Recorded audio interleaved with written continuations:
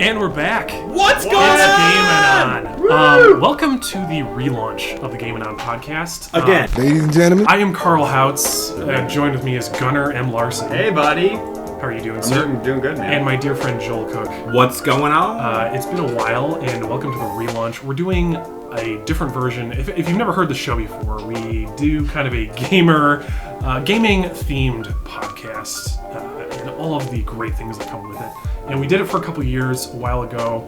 We did 42 episodes, and this is technically the 43rd, but we're kind of relaunching. We're sticking to YouTube, because YouTube is the cool place, and we can do some really cool visual elements. And gaming is such a visual thing that it's really more interesting if you can see what the hell we're talking about. Because let's be honest, no one wants to listen to a bunch of three dudes talking for a bunch of three dudes. Yeah, it's really tough. A bunch of three dudes. If you don't know them, you don't know them, and like they're talking about games that you do know, but they're not. You can't see the games. It's kind of silly.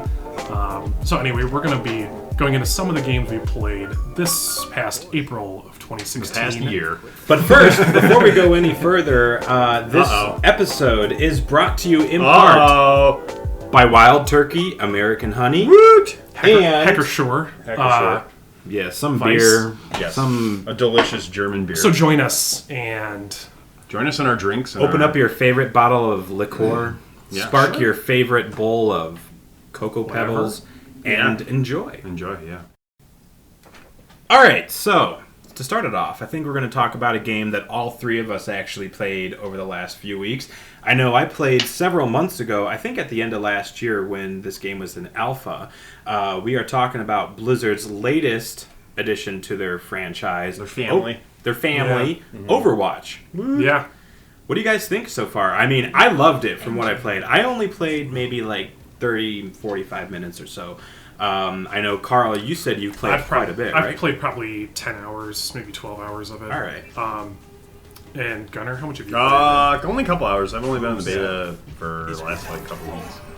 I just want to say right off the bat that I'm glad this game is no microtransactions. Thank God. Thank you, Blizzard. Kind of a rare thing in today's gaming environment. And yeah, props to Blizzard for releasing a finished product that doesn't need to be patched constantly. But Overwatch, what is it? It's a cartoon-ish first-person shooter, objective-based, similar to team-based, similar to Team Fortress. Very similar, especially after yesterday I played Payload. Right. And I was like, it was the first time, and I'm like, oh, I know where Payload's from. You know what I mean? It was like, oh, okay, this is which is cool. I like the objective of carrying to carry the objective piece to the end and blow up the, But it was fine. I don't mind that it's a lot like TF2. Cause you got your tanks, you got your supports, you got your assassins, and you got your engineers, and you got your defensive players. Basically. That can set up turrets and stuff like that. Mm-hmm. I love the character design in this game. Oh, it's great. The art style. I love the art style. Absolutely, the futuristic. It's a cool Pixar landscape, very Pixar-esque. Yeah, very very cool. Love the weapons. Yeah. Oh, totally diverse. I've only played as a couple characters, but yeah, the diversity between them is really cool. The only issue I have with this game at all is a little bit the maps. For me, the maps are a couple of them are way too. There's like a few choke points where it's literally one door and one window is the only way you can get through one place. Which I feel is just kind of bizarre. It's kind of bizarre because you literally just choke point the one place and it's very easy to defend. Right. Defenders have a pretty big advantage in some maps, but it's the type of thing where they're going to add more maps and they've already said they're not going to split the community in map packs. Mm-hmm. Of like people who have bought one map. Oh, that's good. And they're just going to give it out to everybody. And everybody's going to get all the characters right away. And if they ever release future content, they've already said it's going to be available for everybody. So I foresee myself playing a hell of a lot of this game this year. Yeah, me too. Yeah. I loved from what I played. Yeah, fast pace, lots of action. Right, it's fun. I think I only played maybe like one specific map though. It's the type of thing where you can just jump in for like 5 minutes, get one game in, and jump right out, and or you can jump in for an hour and have get that same great fun experience. I played the Japanese castle level. And that's gorgeous. That is a fucking gorgeous level. They're beautiful. Yeah. I could play in that map only for the rest of my time with that game. And that's the thing. I love the map. I love the design in the maps. I wish on certain maps there were a couple more. I wish they were a little more intricate. I wish there was like other ways around certain areas, but maybe that's something they'll change in the future. And again, for me, it doesn't detract enough from the overall experience of like, this is so great. Well, I'm sure there's a strong community there, even aside from Overwatch, but Blizzard in general, that are going to play this game and that are going to speak their voices and they're going to be heard, so.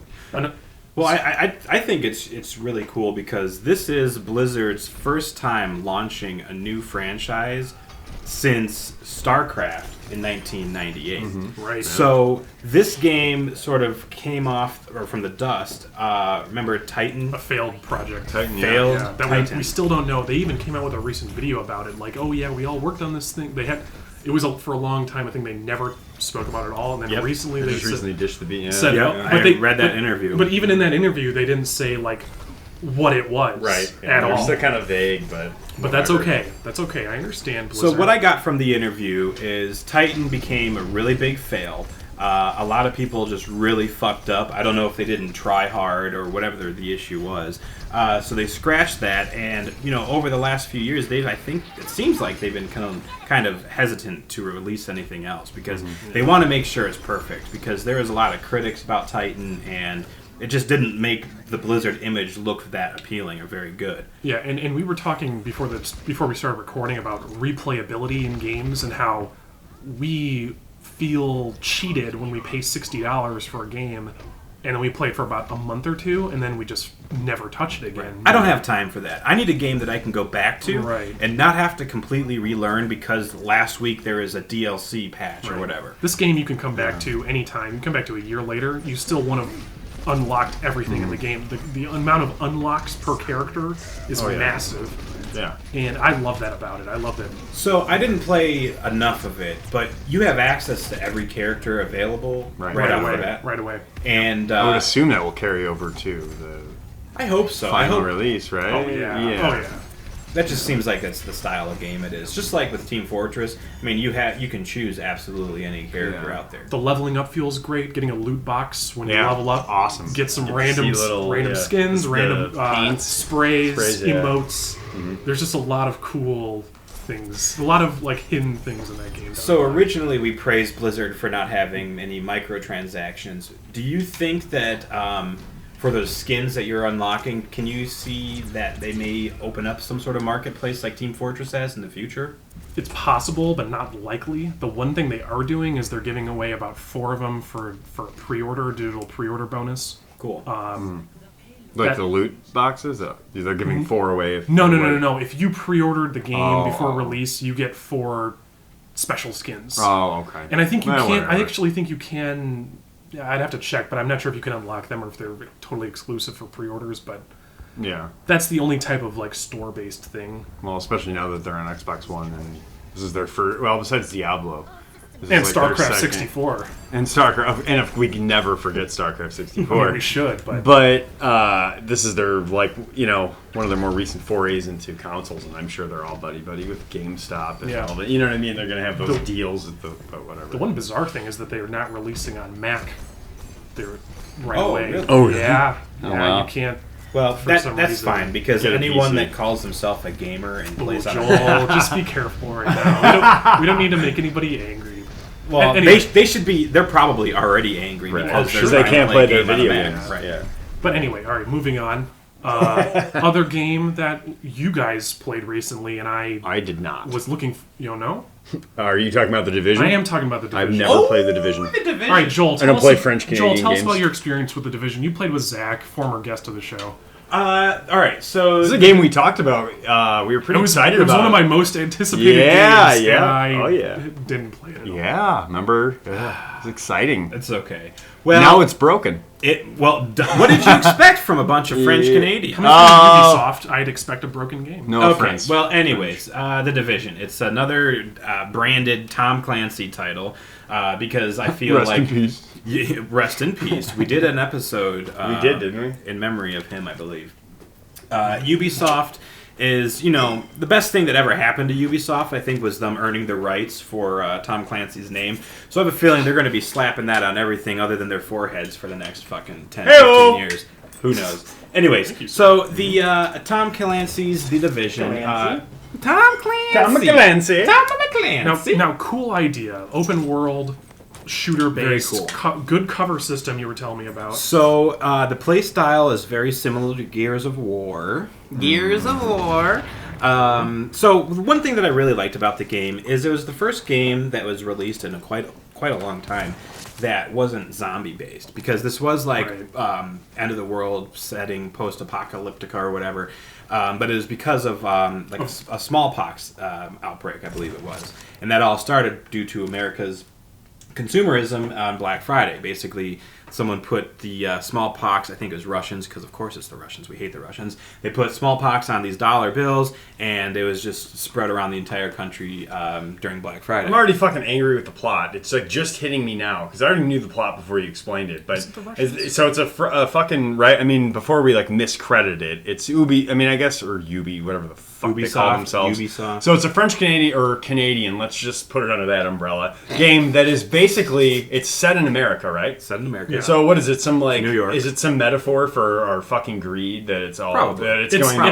Yeah. So is that what this? Is it really right? Is that what this yeah. whole fucking game is? But, is a dig in American it's a consumerism? realistic situation, and I'll give them credit for that. But Why isn't it set in what Canada? Why isn't it set in Canada? Why? Well, What? Because they don't use guns? Because America's the biggest market for that sort of thing. Yeah. They're too nice. There wouldn't be any killing involved in this game. I It'd be just like decided I trading. hate this game. But continue. I think you decided a long time ago. I did too. But I mean, the nice thing was that it wasn't all about zombies. The thing I like about games, this is my play style. Even though I love Zelda and World of Warcraft and other games like that, I really like the realistic type of games that could potentially feasibly happen. Yeah. And this is like, a scenario that could potentially feasibly happen.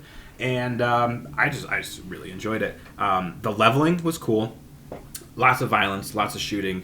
Very team-oriented game. The matchmaking was really flawless for the most part. When you want to play with random players, most of the times, it's like a 5-10 minute wait, it seems, just to get into a party. No, I mean, you wait at max 15 seconds, and you got a full group usually, and you're good to go. That's nice. The downside with the game, and that comes along with the theme of really probably this show and what we've always said, is the end game content was just dismal. There was none, really. Right. There's a lot of PvP that opens up, but, there's just... It's called the Dark Zone or something? The Dark Zone, yes. Yeah. The Dark Zone, that's where it's still like a PvE environment, but you can attack other players. It's kind of cool because you're not going to get griefed all day, because as soon as a player attacks another player, they then turn rogue. So everybody who's playing can see them on the mini-map at that point. They're like a red dot. So they have a bounty. They have a bounty on their head. So that's pretty cool. Yeah. So, the more people you kill, the longer you are rogue, the harder it is, the more chances that you're going to die yourself. That's a pretty cool concept. Cool concept. Yeah, really... The problem was, and I mean, that's really any endgame situation, is it's a gear grind. You just got to keep playing it and doing it over and over. The best way to get gear really is doing dailies. And you were saying they've been having issues. They have been having issues. About a month ago, I stopped playing, and it was because I logged in one morning, the dailies weren't even there. They hadn't refreshed. The problem that I have with a lot of games these days is the endgame content does revolve around like a daily quest. That's kind of the thing that pisses me off most is that they're a replay of the quests you've already done. So you're going in and killing the same things for the most part. You're just redoing missions, but they're harder. So yeah, you're gonna get better gear and better loot, but it's doing just the exact same experience. Right. It reminded me of playing WoW again, and you got a dungeon for the week or whatever, and you just keep doing that dungeon grind. I think this is part of your never-ending quest, Joel, because you're a very social gamer, for a game that's going to the living, breathing community that's. You're looking for longevity, right? And I want to immerse myself in an environment and never have to leave that game. But I don't think you're finding it, and you're not hardcore and not. This isn't a knock, but you're not hardcore enough into a game like WoW, right? To keep, because there's stuff to do, but you don't play it. You don't do that, right? And that's because your personal choice or whatever. And where this doesn't satiate what you want. But really, there isn't a ton out there besides hardcore MMOs or something, where you're going to get that. And that's what disappointed me a lot too. And I realized that, but that's why I kept going back to WoW, for example. But with all the changes that they've made, and I mean, this could be a topic for another 15 episodes, just the unbalance there. Again, the end game wasn't fun unless you wanted to be a really big try-hard. Yeah. And this is another thing we talked about before we started recording, was games coming out on release nowadays. They're not finished. So we feel... We got discouraged from reviewing games back when we stopped doing this regularly, because we'd have to play a bunch of games that we didn't really want to play, which weren't really finished.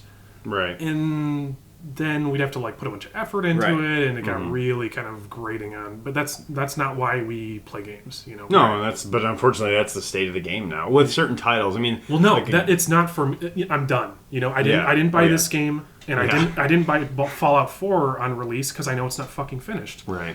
You've got a year's worth of content that you wanted to put in, but now you're selling it as DLC, and I'll buy it in 2017 when it's completed. And it's $20. Exactly. And they fix the bugs because those games are so fucking broken. Right. But I mean, they're fine though. Not to knock Bethesda, they're good games. I'll knock them, but their games are not finished. Yeah, no, totally. I was just being polite. Going back to speaking of Bethesda, at least they let people mod their game. That's one thing I really I'm crossing my fingers for. They got a sweet community, man. They do, and the modding community with Skyrim has given it such a crazy lifespan. I can't believe that game's still alive. I really hope they make a map editor for Overwatch and let people, and that'd be a cool thing for the Division too. That would be sweet, dude. Because having that, it grows the game development community, and it lets people who are even amateurs make something that the professionals don't think about. But my only thought on that is I would be afraid that, that may take a while because they don't really have the community based around that like Steam does. Steam has a really good Steam Workshop integration,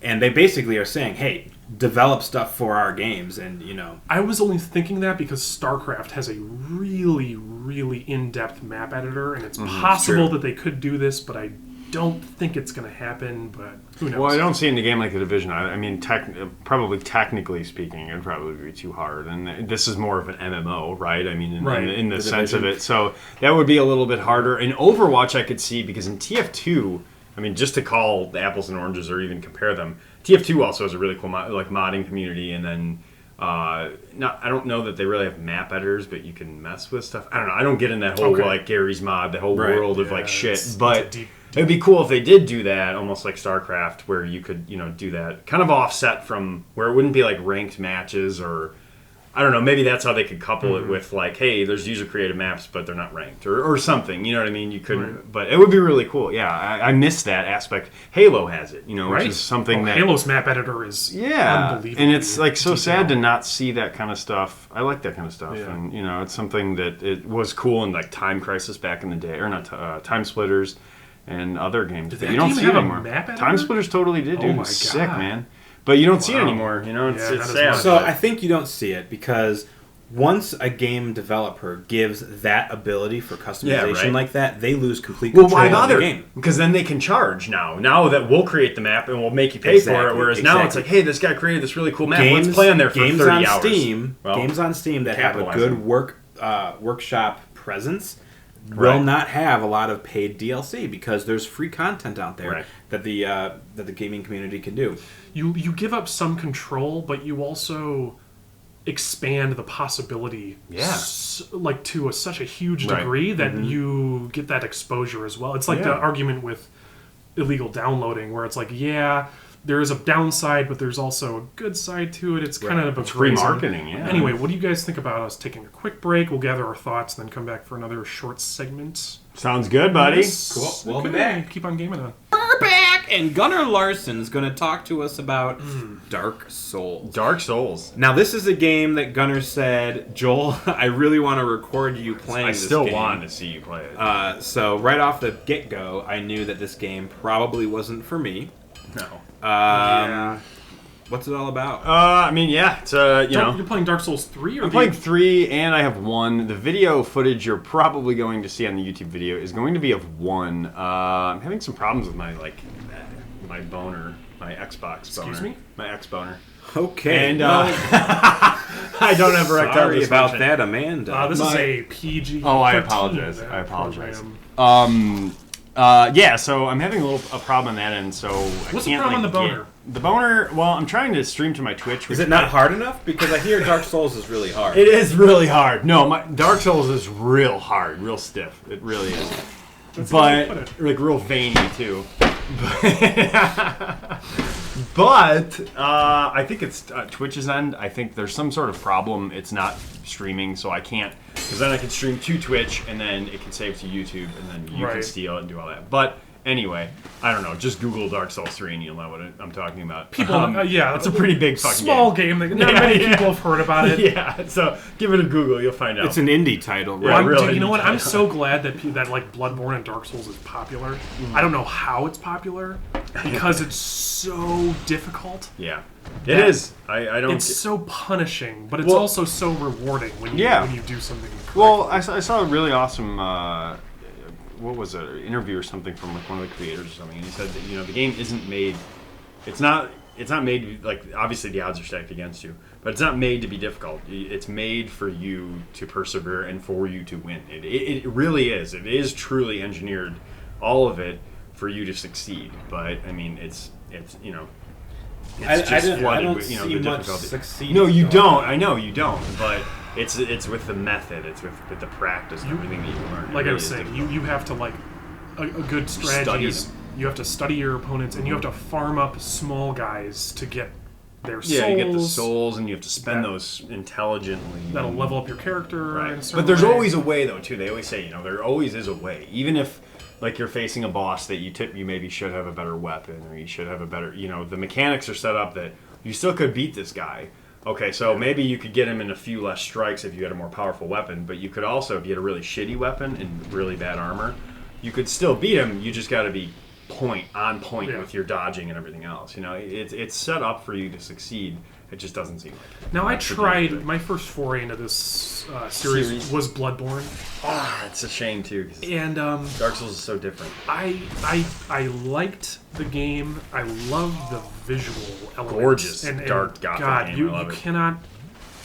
I mean, the game is just so beautiful. It is a beautiful game. And it's not Hideo Miyazaki, but his son or cousin is involved with the making of 3, and unbelievable level design, unbelievable enemy, like crazy. So who makes this game? Gorgeous It's not the French, right? It's from software. Japanese. They're Japanese. Yeah. Oh, well, that's why it's good. That's why it's unforgiving. Well, yeah. Because Gunnar, haven't you always say that like Japanese games are just super unforgiving? Well, yeah. I mean, Like there's a lot. Final Fantasy. Was that Japanese or is that? Like Final Fantasy. But Final Fantasy. I mean, that's hardcore JRPG if you want to go that route. But games like Mega Man, Sonic, difficult games that were those. But that harks back to like the golden age, the '90s that we grew up on. When games were good. And hard. Mega Man's fucking hard. I couldn't beat a Mega. I've never beaten a Mega Man game in my life. That was the replayability back then. Was you got to make it hard. There wasn't really like online multiplayer. That's how you get people to keep playing. You got to fucking make it hard. Down. And that's what this recall. Dark Souls and Bloodborne is the harkens back to those days where it's like. And in Dark Souls, I didn't even realize it until I opened it. There's a fucking manual. And it tells you stuff. I'm like, oh my god! When was the last time you bought a video game that had a manual in it? It tells you the attacks and things and what items do, and it's fucking awesome. Yeah, it was really, really cool. All right, I got a question for you guys because this game sounds hard. Sorry. Boner hard. Boner hard. Yeah. Well, we know that your boner is hard to come by. It's working. Hard to come by. Nice one. Would you say games of today are more difficult than the hardest games from the day? Because you're saying you never beat a Mega Man. Yeah, I mean, so I've never given it that much time. Is it a different type of difficulty? No, I don't think it is. I think it's fundamentally in the game design because a lot of those games too. Mega Man didn't come nowadays. The first level in like a game like Uncharted or a game like fucking Far Cry, the whole first level is a tutorial. They show you, do this, and they'll pause it in a live action scene. And you have to push a button. This is how you block. You know what I mean? You know how they walk your hand through the fucking. And what's the tutorial in Dark Souls? There isn't. I mean, there isn't. They drop you in, YouTube? and then there's. No, I've seen it. There are some stuff left on the ground. Like they do show you. They do tell you what button to press to attack. They do tell you the basic shit. But the second you know how to move your character, they throw you and into a boss and dodge, fight you're ready. In Dark Souls 3, this is actually the first time they've done it. Okay. Usually there's like bonfires, like save points, but there is a point where you fight the first. Or there is a bonfire before him, but there is a boss that is technically the tutorial, because you can't. Every other game you can level up before you fight the first boss. This game you can't, so you just got to do it. And I got on my first try, which I was pretty confident that I Did you record that? I did not, but so it didn't really happen. Yeah. But I mean, I think it's. I don't to what your question was. I think it's just fundamentally the game design, and I don't think that you don't see many games that do that anymore. Right. That just drop you in and say, "Hey, here's basically how you do it. Figure it out." You know. There's games. I mean, all right. So when a game is being developed, they go in with a point in mind. So they're either going to go and make this game really challenging, like Dark Souls, or the idea behind the game is, oh, we want microtransactions, like anything EA has ever done. Or then there's also games like, oh, we're going to make false promises and tell them that there's going to be DLC and good end game content. Good job, Ed. Like the French Canadians do with Ubisoft. They just don't finish anything. So what the fuck? Yeah, I mean, I don't know. Well, and it's nice because when we talked about your game, like how you like your games and like longevity, you like a game that's like this expanding or this like this constant. I'm trying to think of the word, but this universe. You want to pop in and pop out. Yeah. And you want it to be, always going. Yeah. But in Dark Souls, I want that, or most of my games, the way I like games, or like Zelda, I want it like a book, a story. I want to get from a beginning and an end. I want to be done with it, and then that's it. Right. This game is not. These games are not for me. They're just not. It is. I played Bloodborne, and I could admire it, but the farming and just the constant roll dodge, like that's 90% of what you're doing is roll dodging. Yeah, Bloodborne is very it's different than Dark Souls. Okay. A little bit. I mean, you need to know how to dodge, but Bloodborne's very like get the fuck out of the way. Yeah, right. But that's it's a different. It's too punishing for me. Like it's just not. And that's some of the criticism. Why I play. It's not why I play games. And that's fair because that's some of the criticism too. And some of the shit is. I'm at a boss right now. I was cruising through Dark Souls 3, and there's a boss you meet that basically marks the halfway point of the game. Mm-hmm. And he's this fucking asshole. His name's Pontiff Solvane or something. And is he the dude with like he's got like 12 guys? No. Okay. I know that boss fight's actually really easy, I heard. But I haven't gotten there yet. But he's just one fucking guy, and he's really cool looking, and he's got this really cool like church, like gothic church fucking setting. But his patterns are really erratic, and he can go anywhere from like a two hit combo, and you think, oh, his combo's done, I'm gonna go in and strike. Well, he's got four more, and then you get obliterated. He's extremely difficult. He's very punishing, and I hit a roadblock. I've come to a point where it's like, fuck. I was cruising through, getting bosses down. I'm like, wow, I'm really like cruising through Dark Souls, and now I've hit a roadblock. I can't beat this guy. I'm fucking like, it's really hard, and that's fine. But is it like Contra? I'll get it back.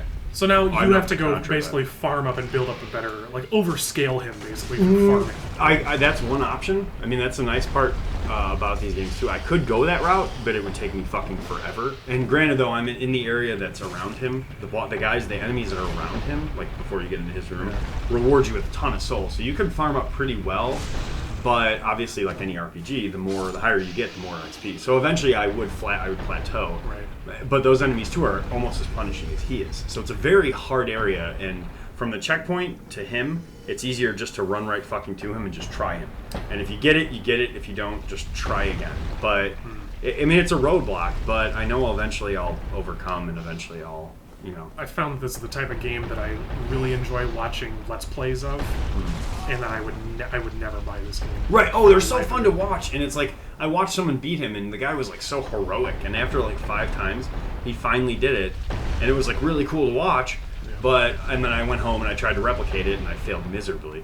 But and then too though, I get the side of it too, where sometimes it can feel a little cheap because it borders on that line of like. Is he too hard, or is it cheap? Because like even you'll dodge, he'll attack, you'll dodge because to one side, and his fucking sword goes like all the way around. Right. It's like, come on. If you miss one step in the sequence, you're done. It's a lot of one-shot deaths. Yeah, and they dance along that. I think the beauty of Dark Souls is the fact that they dance around constantly what you think is fair. In the game design, even just in game design, not even just the bosses, but like the levels, the placement of enemies. And you walk through a door, you think everything's okay, you see a wide open area, and there's a guy that could kill you immediately in the corner that you didn't see. Right. And it's like it feels cheap, but you should check your corners. I mean, you know what I mean? So they dance along that line of what's fair, what you think is fair, and then what's kind of cheap. But really, whether you think it's fair or not, that's how they decide to make the game. Yeah, and that's what they made, and that's the beauty. That's really awesome that you said that too, because like this is their piece of art that they're giving me, and then like here, play it. Right. You know, it's not impossible. Don't cater to me. Right. You know, this is what you want. Yeah, it's not impossible. People beat in the fucking game. People beat it.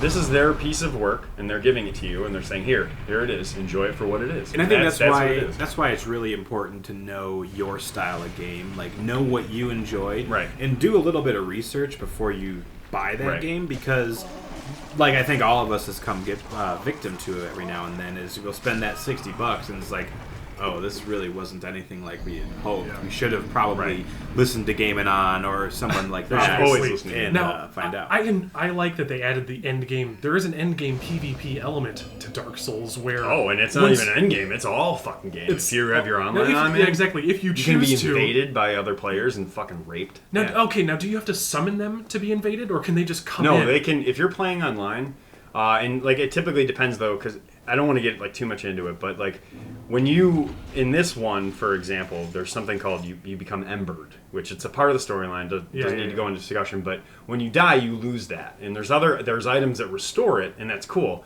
And when you restore your ember, it provides you with a little bit more health, and you get a little boost in attack. It's cool, but the downside to it, the trade-off that you get, is you are open to being invaded. So at any time, if anybody wants, there's certain items you can get throughout the game that let you invade other players. You know, they're consumables, so you can only do it a certain amount of times. But if you want to say, okay, I want that extra health and I want that extra like little attack boost to get through the area I'm at, well, know at any moment somebody can come into your fucking game, and there's no level. It's not like, oh, he's my level. Oh, it's a fair fight. No, some guy will come in and fucking rape you. And NPCs will do it too. There's NPCs that can pop up in certain areas if you're Ember. If you're not, you're okay. So what do you lose if someone attacks you? I don't think you lose souls, because the big thing is you when you die, you lose your souls. And that'd be a problem. That's like a pain in the ass. That means you have to go back to where you lost them to find them and get them back. If you die before you get them, you lose all of them. Yeah, it's like currency. It's like money. It's like So if you had $100 on you, you died and respawned. Well, you go back to that $100. Well, if someone kills you on the way to the $100 is gone. You know what I mean? So it's that concept. But it doesn't happen, I'm pretty sure, 90% sure, it doesn't happen when you're invaded. But it's really fucking frustrating. Really, really, really frustrating, especially if you're in certain areas, and there's rewards for killing players, and the PvP is like, I don't fuck around. I don't mess around, because it's pretty frightening. Is the whole game melee? Is there any? Yeah. Oh, there's range. You can be ranged. It applies, and there's like, I don't play. There's a whole sorcery kind of thing you can do with like spells and shit, but I don't get involved in that crap. But range, I mean, you're not going to get anywhere. It's not like, oh, I'm a ranged player. No, there's no fucking bow out there that's going to win you the game.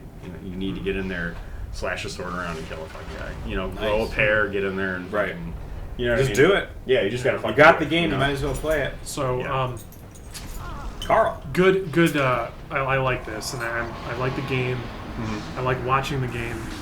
I will never ever play the game. So in the spirit of keeping things short here, we're gonna do a little quick fire reviews. We've talked way too long about some other games that we like. Nice sound effect. But we're gonna get it short and sweet here with a few games that we've gone over that I've played recently. The first one I want to talk about is Unreal Tournament, the revamp. You guys may have heard of the game before, first-person shooter. I never heard of it. On Epic Games. Have you heard of them? I'm kidding. Yeah, I've heard. Yeah. Oh yeah. So, it's on Nintendo Wii. This is a PC game. Oh. It's currently free, and it's in pre-alpha, so very early stages. But the maps, and we were talking earlier about maps in first-person shooters. Mm-hmm. Maps are really fun and really good, and we already talked about how the maps are going to be very community-based, and the whole game is very like community-oriented, community-driven. Right. I've got some gameplay you guys are probably looking at right now. This game is very fast-paced.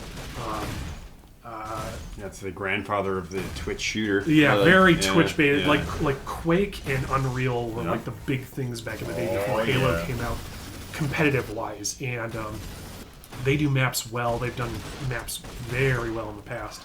Very unique games. This is an old franchise. It is a very old franchise. They haven't done anything Epic in a long Games, time. Cliffy B, man, on the Unreal Engine. Cliffy yeah. B, is that the Cliffy B that once retweeted something that you wrote? Okay. Oh yeah, I got to read. I respond, the real yeah. Cliffy B is kind of a crazy guy. You should Kind of a Well, rotten he's cunt. no longer with Epic Games. Yeah. but yeah, he's a pioneer. Yeah. Anyway, tons of fun. Pre-alpha, check it out. Very unique sci-fi shooter and really cool Unreal, games. man. Very good. I mean, tons of customizability already. Oh god, there's one. In the alpha, create like funny things in it that you can customize, emotes and crosshairs. I'll show you some of that stuff on the YouTube video as well. Booyah. So, tons of fun. The other games I tried out were Quantum Conundrum, which is a Portal-esque game. Very inspired by... It's a puzzle, first-person game, but it's very puzzle-based, like Portal is. Fun story. I just started the game, but I highly recommend it. Weird, ethereal worlds where you're kind of in this... I can't even explain it. You're in a house of a scientist that's supposedly your uncle. And he's made a lot of technologies, but he's kind of stuck in a parallel universe within the same area, and he's kind of trying to guiding you on how to unlock and get him out of this area that he's stuck in. So there's a lot of buttons where you'll click a button and everything becomes featherweight, like totally weightless.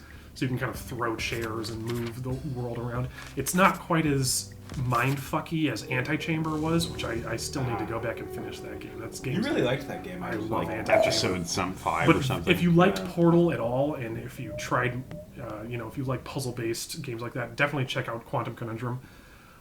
The final game that I tried out this week that I'd heard a lot about is kind of a retro-ish game. It originally came out on the PSP, and they did a revamp, an HD version of it on PC now called Valkyria Chronicles.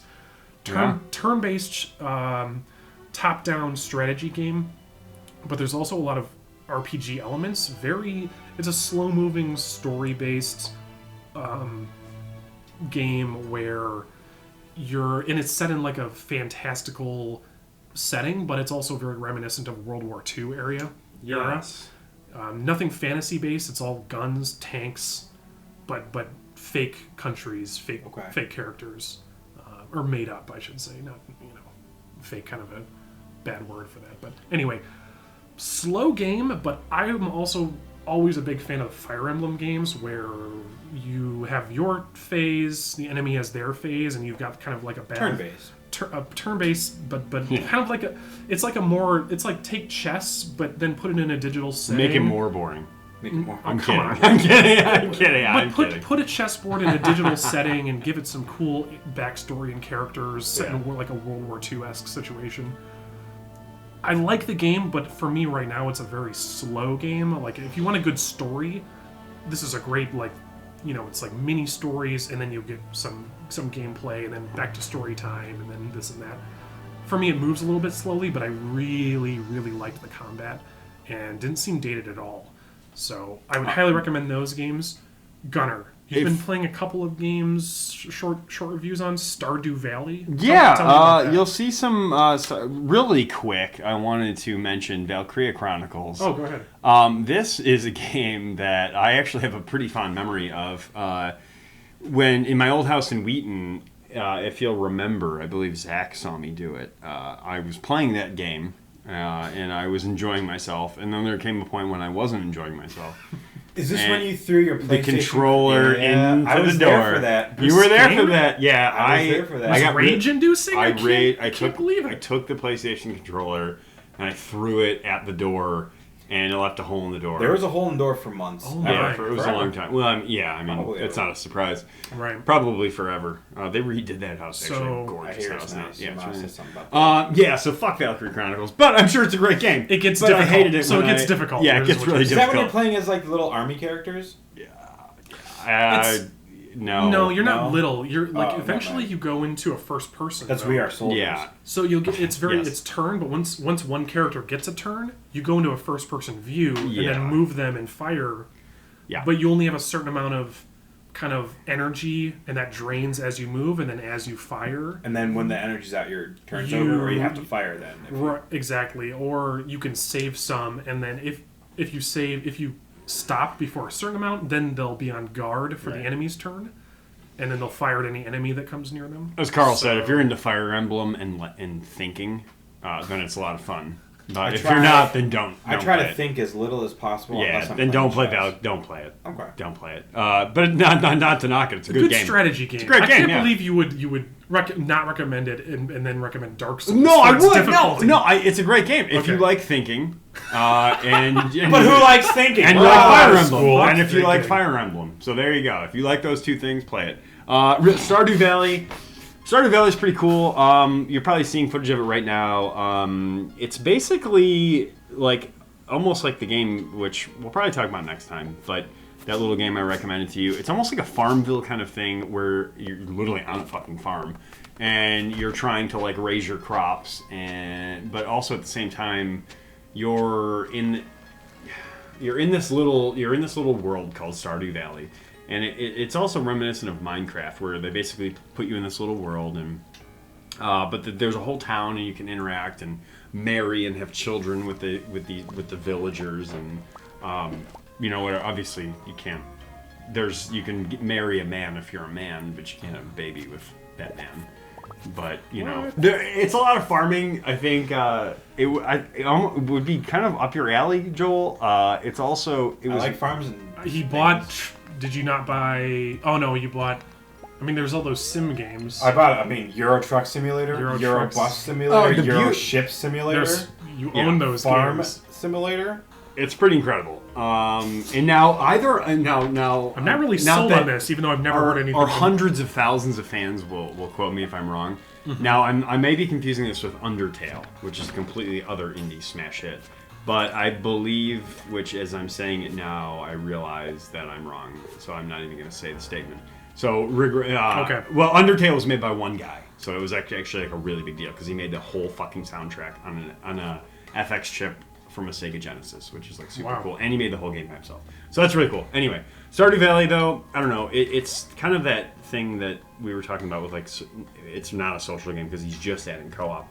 But, it's cool because, Joel, I know you do like games that are maybe a little bit on the outside of the spectrum.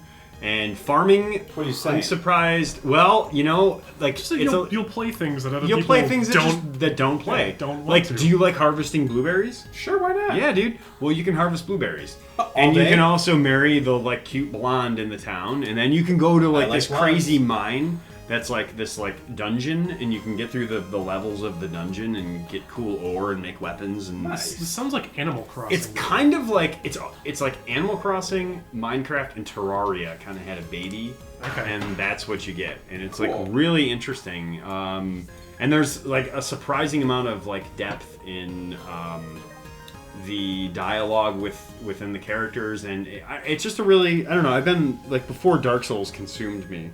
The first one and the third one, I was playing Stardew Valley and Undertale, so I was on this big like indie kick. Mm-hmm. And somebody, the cool story though with Stardew Valley and how I got it is somebody gave it to me on Steam, and I was reading about like how cool the community was, and like there's a really cool mod community. There's just, everybody's really nice. Apparently the community is really nice, and I was talking about something on their forums. And, and I had mentioned that I didn't have the game. Well, the next response was, hey, what's your Steam ID? I'll give you the game.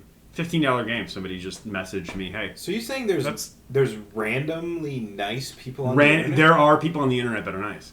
And I was like, what? Made my day. Totally made my day. I just got a $15 game for free. And it's a critically acclaimed game. It's like it's a big deal. It was like, fuck yeah, I didn't have $15 at the time. Booyah. I wouldn't give $15 to even one of you two fuckers. So that's cool. Somebody on the internet that I don't even know. I friended them on Steam, so I know when they play. That warms my heart. It did. Yeah. It warmed my Steam nerd heart, and I was like, there's somebody out there that wanted me to play this game, Stardew Valley so bad they gifted. So are you thankful to him? Maybe we should get him on the show. Do you know his name?